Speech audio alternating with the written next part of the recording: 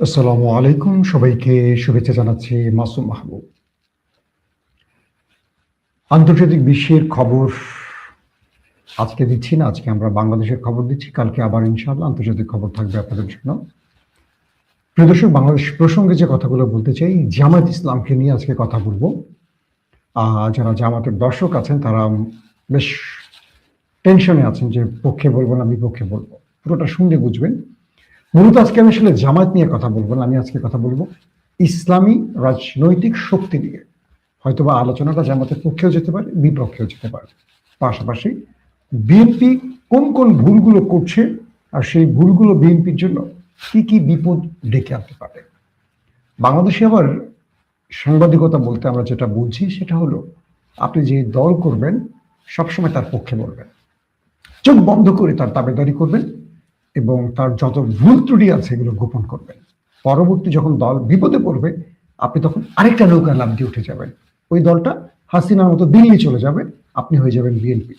আবার বিএনপি যখন বিপদে পড়বে, এখানে যারা উড়ে এসে জুড়ে বসেছে তারা আবার আওয়ামী লীগের নৌকায় উঠে বসবে, যদি আওয়ামী লীগ আসে। আর যদি আওয়ামী লীগ না আসে, জামাত আসে, এক রাতের অন্ধকারে সব আবার জামাত হয়ে যাবে। তখন দেখবেন বিএনপি খুঁজেও পাবেন না বাটি চালান দিয়ে। আওয়ামী লীগ 5 তারিখের পর খুঁজে পেয়েছেন? 15.5 বছরে পুরো বাংলাদেশটা মনে হয়েছিল আওয়ামী লীগে ভরপুর, টইটুম্বর, কোথাও বিএনপি জামাত নেই, সব আওয়ামী লীগ। 5 তারিখের পর আওয়ামী লীগ খুঁজেই পাওয়া যায় না, সব তো আর দিল্লি যায় নাই, কোথায় আছে? সব অন্য দলের মধ্যে মিশে গেছে। তো বাংলাদেশে এই সংখ্যাটা বেশি। এই সংখ্যার বিরুদ্ধে যখন আমি ভিন্ন স্রোতে দাঁড়িয়ে কথা বলি, তখন আমাকে নিয়ে অনেকে প্রশ্ন তৈরি হয়। স্বয়ং আমার ঘরের মধ্যেই, মানে আমার গোত্রীয় লোকরাই আমাকে নিয়ে প্রশ্ন তোলেন, আপনি আসলে কোন পক্ষে? আমি তাদেরকে বারবার একটা বিষয় বোঝাই, আমি দেশের জনতার পক্ষে, আমি হকের পক্ষে, ইনসাফের পক্ষে, বাংলাদেশের পক্ষে। আমার নির্দিষ্ট কোনো পক্ষ নেই। কাকে ভালোবাসি না বাসি সেটা আমার পেশাদারিত্বের সাথে কখনো যাবে না। দর্শক, ভূমিকাটি কেন দিয়েছি? যাতে আপনারা পুরো বিষয়টা বুঝতে পারেন কি বলতে চাই আজকে। 71-এ স্বাধীনতা বিরোধী ছিল কি জামায়াত ইসলাম, তাই তো? জামায়াত ইসলাম এই ইস্যুটি কখনো পারফেক্টলি তার জনগণকে বোঝাতে পারেনি। আর জামায়াত বিরোধীরা সবসময় এটাকে নিয়ে রাজনীতি করেছে। জামাত 71-এর বিরুদ্ধে বা মুক্তিযুদ্ধের বিরুদ্ধে, রাজাকার, শামস, আল বদর, অনেক কিছু বিচার হয়েছে, জামাত নেতাদের ফাঁসিও হয়েছে অনেকের, তাই তো?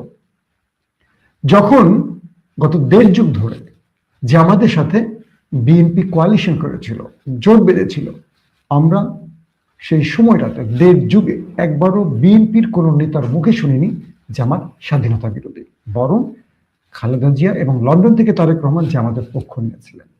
তারা জামাতকে গণতান্ত্রিক রাজনৈতিক দল হিসেবে বিবেচনা করেছিলেন। এবং আজকে যারা জামাতকে রাজাকার, 71-এর মুক্তিযুদ্ধ বিরোধী বলছেন, এই বিএনপির কোন নেতা গত 1.5 বছরে মুখটা পর্যন্ত খোলেননি জামাতের বিরুদ্ধে। খেয়াল করেছেন আপনারা? শুনেছেন কখনো? না। বরং হাসিনার সমালোচনা করেছেন, হাসিনা বিচারের নামে প্রহসন করে, বা হাসিনা এই অবৈধ বিচার ব্যবস্থা তৈরি করে, ট্রাইব্যুনাল তৈরি করে জামাতকে যে ফাঁসি দিচ্ছে, তার বিরোধিতা করেছিল বিএনপি প্রধান নেতা বেগম খালেদা জিয়া এবং তারেক রহমান সহ আরো নেতারা। টকশোতে আমরা দেখেছি বিএনপি সবসময় জামাতের পক্ষে কথা বলতো। দৃশ্যটা পাল্টে যায় হাসিনা চলে যাবার পর। 5 তারিখের পর থেকে যখন দুটো বন্ধু দল তারা প্রতিদ্বন্দ্বী হয়ে ওঠে, অর্থাৎ রাজনীতিতে আওয়ামী লীগ যখন মাইনাস হয়ে যায়, বিএনপি আর জামাত প্রতিদ্বন্দ্বী হয়, তখন আবার সেই 71 মুক্তিযুদ্ধ কার্ড শুরু হয়ে যায়। আর জামাত সেইখানে কার্ডটা শুরু করে কি চাঁদাবাজি কার্ড, অর্থাৎ বিএনপিকে বানায় চাঁদাবাজ আর বিএনপি জামাতকে বানায় মুক্তিযুদ্ধ বিরোধী। সেই পুরনো ফিরিস্তিতে আবার আমরা প্রবেশ করি। এরপর দেখেন জামাতের জন্য খুব কঠিন একটা জায়গা তৈরি হয়েছে। ডক্টর শফিকুর রহমান মোটামুটি তার আলোচনার মাধ্যমে প্রজ্ঞা দিয়ে 71 ইস্যুটাকে মোটামুটি ডিলিট করে ফেলেছে। এখন আজকের প্রজন্ম জামাতকে 71 ইস্যুতে ব্লেম দেয় না, কারণ শেখ হাসিনা যখন রাজাকার শব্দটির মাধ্যমে বৈষম্য বিরোধীদেরকে ঘায়েল করতে চেয়েছেন, তখন সবাই দাবি করেছিল তুমি কি আমি কি, রাজাকার রাজাকার। তার মানে রাজাকার বাংলাদেশে বৈধতা পেয়ে গেছে, একটা নতুন ন্যারেটিভ না, এটা পুরনো ন্যারেটিভ নতুন ভাবে বৈধতা পেয়ে যায়। তার মানে আমাদের বাংলাদেশের মানুষ এটা বুঝতে পারে যে রাজাকার শব্দটা একটা রাজনৈতিক শব্দ প্রতিপক্ষকে ঘায়েল করার জন্য।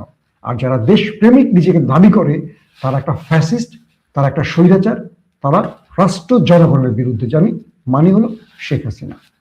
তার মানে এখন আর আওয়ামী লীগ বা বিএনপি বা কেউ জামাতকে ৭১ ইস্যুতে ঘায়ল করতে পারবে না, কারণ এই প্রজন্ম এই ইস্যুটা আর মাথায় নেয় না, খায় না।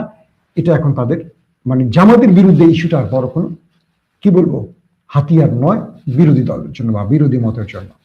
এরপর দেখেন জামাত ইসলামের যিনি বাংলাদেশে আমি যতটুকু জানি, যদি ভুল না হয়, প্রথম আমির অধ্যাপক গোলাম আযম, তিনি ভাষা আন্দোলন করেছেন।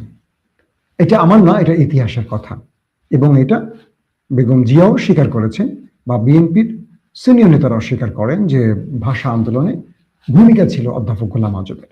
বাদ দিই আমি, ভাষা আন্দোলনে গোলাম আযমের ভূমিকাকে যদি আমরা স্বীকার না করি তাহলে ইতিহাসকে অস্বীকার করা হবে। এই কথাটি কে বলেছেন? বিএনপির নেতা গয়েশ্বরচন্দ্র রায়। আমি আপনাদের স্ক্রিনে দেখাচ্ছি, দেখেন আপনারা, ফোকাসে কোনো প্রবলেম নাই, আছে কিনা দেখেন, মোবাইলে দেখাচ্ছি আপনাদের। এই কথাটি কে বলেছেন যে ভাষা আন্দোলনে গোলাম আযমের ভূমিকাকে যদি আমরা স্বীকার না করি তাহলে ইতিহাসকে অস্বীকার করা হবে। এটা বিএনপির একজন গুরুত্বপূর্ণ নেতা গয়েশ্বরচন্দ্র রায় বলেছেন। কিন্তু গোলাম আযমকে আমরা ভাষা সৈনিক বলি? কখনো বলি না। জামাত দাবি করলেও আমরা বলি না, কারণ রাজনৈতিকভাবে আমরা কখনো অন্যকে ক্রেডিট দিতে রাজি না। যেমন আওয়ামী লীগ 15.5 বছরে জনাব কি বলবো আমাদের আজকের যিনি প্রধানমন্ত্রী জনাব তারেক রহমানের বাবা, বাংলাদেশের স্বনির্ভর বাংলাদেশের কারিগর, সোনার বাংলা গড়ার যিনি কারিগর ছিলেন, শহীদ প্রেসিডেন্ট জিয়াউর রহমানকে পাকিস্তানি চর বলতো, পাকিস্তানি এজেন্ট বলতো, যিনি স্বাধীনতার ঘোষণা দিয়েছিলেন। যদি পাকিস্তান আলাদা না হতো, বাংলাদেশ স্বাধীন না হতো, যার মৃত্যুদণ্ড অনিবার্য ছিল, সেই শহীদ প্রেসিডেন্ট জিয়াউর রহমানকে আওয়ামী লীগ বলেছিল পাকিস্তানের চর, অথচ যিনি স্বাধীনতা যুদ্ধের ঘোষণা দিয়েছিলেন। আওয়ামী লীগ বিএনপিকে ক্রেডিট দিতে চায়নি। 15.5 বছর বা তার আগেও আওয়ামী লীগ পুরো ক্রেডিট শেখ মুজিবের ঝুলিতে রাখতে চেয়েছে।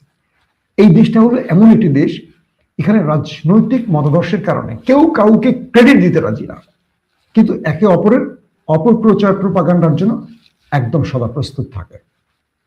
বিএনপির মধ্যে রাজাকারের সংখ্যাও আছে, মুক্তিযুদ্ধের সংখ্যাও আছে।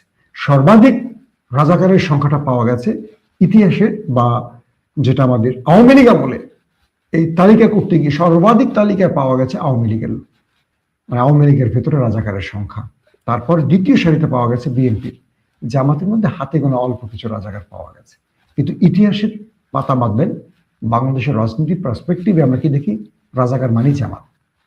এখন কথাগুলো জামাতের পক্ষে যাচ্ছে, তাই তো? খুশি হচ্ছেন অনেকে, না? তো ভাষা আন্দোলন নিয়ে জামাত সবচেয়ে বড় বিপদে পড়েছে কি? জামাত কোনো ইট সিমেন্টের তৈরি কোনো ভাস্কর্যের সামনে ফুল দেওয়াকে হারাম মনে করে। এটা জামাত না, এটা ইসলাম মনে করে। কোরআন এবং হাদিসের ব্যাখ্যা অনুযায়ী এটি করা যাবে না। এটি ইসলামী যত ভাবধারার লোক আছেন বা ইসলাম বিশ্বাসী যত লোক আছেন তারা এটি মনে করে থাকেন, বা এটি কোরআন হাদিসের ব্যাখ্যা অনুযায়ী তাই বলা হয়। কিন্তু আমরা দেখলাম 21শে ফেব্রুয়ারিতে এবার জামায়াতের আমির তার বিরোধী শিবিরে বসে থাকা পার্লামেন্ট মেম্বারদের নিয়ে ফুল দিতে গিয়েছেন এবং দোয়া করেছেন। এখানে দুটো জিনিস আমার খুব ভালো লাগছে। জনাব তারেক রহমানকে আমি একটা সেলুট দেব। এই সেলুটটি কেন? তিনি রাজনীতিতে নতুন একটা জায়গা তৈরি করতে চাইছে। কি সেটা? বিগত সময় আমরা সবসময় দেখেছি যে বাংলাদেশের প্রধানমন্ত্রী বা বিরোধী দলীয় নেতা, সেনা প্রধান বা আমাদের অন্তর্বর্তীকালীন সরকারের প্রধান যারাই গেছেন শহীদ মিনার স্মৃতিসৌধে ফুল দিয়েছে। এটি একটি রাষ্ট্রীয় কালচার, কিন্তু মুসলিম বা ইসলামী সংস্কৃতির অংশ না। এটা আমি আপনাদের খুলে বলি। যখন আপনি রাষ্ট্রীয় কালচার হিসেবে নেবেন এটি ঠিক আছে, যখন আপনি এটিকে মুসলিমদের বা ইসলামী পরিভাষায় জায়েজ না জায়েজের ব্যাখ্যা আসবে, তখন এটার অনেক মাসলা মাসাইল থাকবে। সেই মাসলা মাসাইল দেব না, আমি স্কলার না, এটা বিতর্ক তৈরি করতে চাই না। কিন্তু জনাব তারেক রহমান কি করেছেন?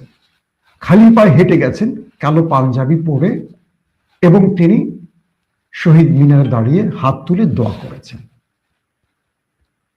আমি জনাব তারেক রহমানের এই আচরণে মুগ্ধ হয়ে গেছি। এটি কেউ করেনি। তিনি যে ভিতরে ইসলামকে লালন করেন জনাব তারেক রহমান, এবং তিনি যে একটা বিশ্বাস লালন করেন সেটা আজকে তার কর্মের মাধ্যমে প্রমাণ করেছে। কাউকে তোয়াক্কা করেন, নিজে একা খালি পায়ে হেঁটে গেলেন এবং হাত তুলে দোয়া করলেন। একজন মৃত ব্যক্তির জন্য ফুল কি গুরুত্বপূর্ণ নাকি দোয়া গুরুত্বপূর্ণ? যদি মুসলিম হন এটা আপনারা জানেন।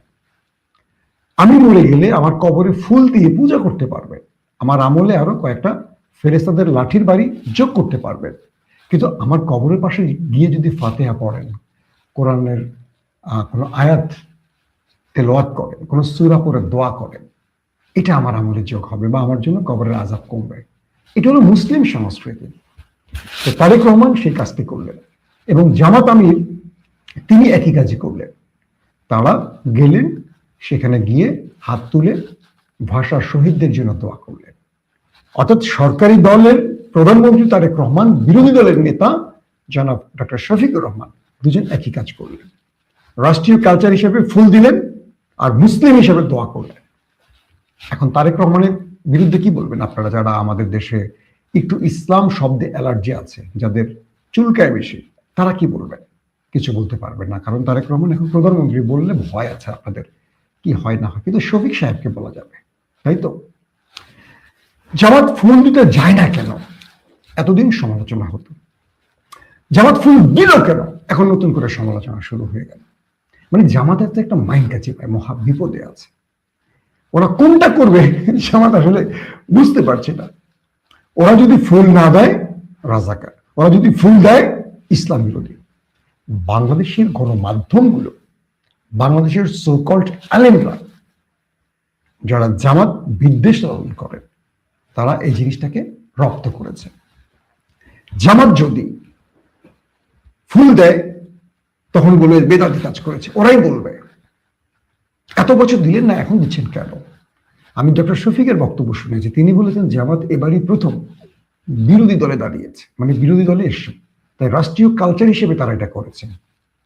আর তিনি বলেছেন যে আমরা মুসলিম হিসেবে প্রতিবারই ভাষা শহীদদের জন্য দোয়া করি।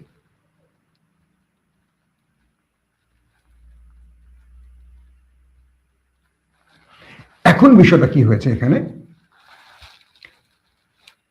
জামাতের সমালোচনা করতেই হবে, ভালো করুক আর খারাপ করুক। এখান থেকে আমাদের আসলে ফিরতে হবে।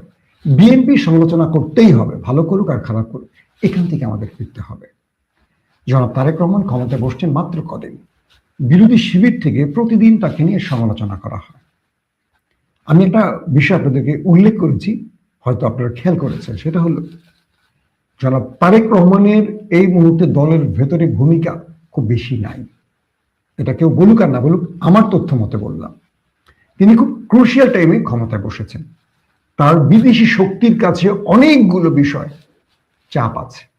তিনি চাইলে তার মনের মতো করে রাষ্ট্রে না পারছেন মন্ত্রিত্ব তৈরি করতে, না পারছেন রাষ্ট্র ব্যবস্থা সাজাতে, কারণ কিছু বিষয়ে তাকে তাদের সাথে চুক্তি করতে হয়েছে, এরকম তথ্য আমাদের কাছে আসছে। এখন তাকে তার কৌশলে কাজ করতে দেয়, প্রথম দিন থেকে তার সমালোচনা করবেন না। জামাতের একটা কথা আমার ভালো লেগেছে, যে আমরা বিরোধিতার স্বার্থে বিরোধিতা করব না, যেটা দেশ এবং জনগণের বিরুদ্ধে যাবে তার বিরোধিতা করব। যদি জামাত এই কাজটি করে এবং শ্যাডো মিনিস্ট্রি তৈরি করে, ছায়া মন্ত্রী তৈরি করে, এটি নিঃসন্দেহে ভালো কাজ।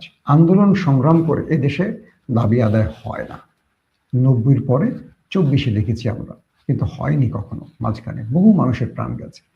কিন্তু বিএনপিকে এটাও মাথায় রাখতে হবে, জামাত যদি আন্দোলন না করে তাদের স্বার্থে বা রাষ্ট্রের স্বার্থে করছে, অর্থাৎ বিএনপিকে সাপোর্ট দিতে চায়, বিএনপিকে সহযোগিতা করতে চায় এবং তারা চায় রাষ্ট্রের সম্পদ নষ্ট না হোক, তাহলে জামাতকে ধর্তব্যের মতো নিতে হবে। জামাত যে কালচারটা তৈরি করতে চায়, এটাকে বিএনপিকে সম্মান করতে হবে। আবার বিএনপি যে কাজগুলো করছে, জামাতকে সময় দিতে হবে যে বিএনপি আসলে কি চায়। সাম্প্রতিক সময় বিএনপির অতি কথন নেতারা আবারও বিতর্ক সৃষ্টি করছে। কেউ চাঁদাবাজিকে হালাল উপায়ের ধরন দিচ্ছেন, আবার ইনকিলাব জিন্দাবাদকে কেউ ইনকিলাব মুর্দাবাদে নিতে চাচ্ছেন।